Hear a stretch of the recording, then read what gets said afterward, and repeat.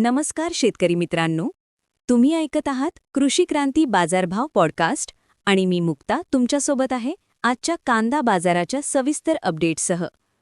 आज 16 डिसेंबर 2025 रोजी महाराष्ट्रातील कांदा बाजारात मोठ्या प्रमाणावर व्यवहार झाले। अनेक बाजार समित्यांमध्ये कांद्याची आवक जास्त असली तरी दर्जेदार आणि साठवणूक योग्य कांद्याला चांगले दर मिळाले आहेत।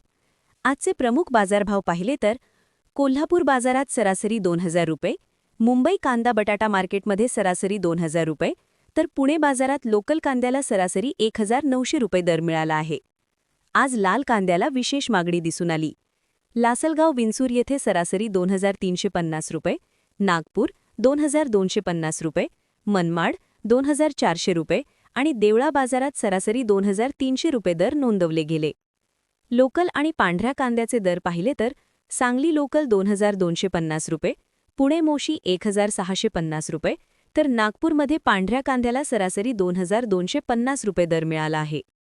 उन्हाळी कांद्याचा आढावा घेतला तर पिंपळगाव बसवंत 2400 रुपये, मनमाड 2000 रुपये, कळवण 1550 रुपये आणि देवळा बाजारात सरासरी 2100 रुपये दर राहिले आहेत। शेतकरी बांधवांनो, सध्या बाजारात स्थिरतेसह किंचित तेजी दिसून येत आहे। चांगल्या प्रतीचा व साठवणूक योग्य कांदा असल्यास टप्प्याटप्प्याने विक्री करणे अधिक फायदेशीर ठरू शकते।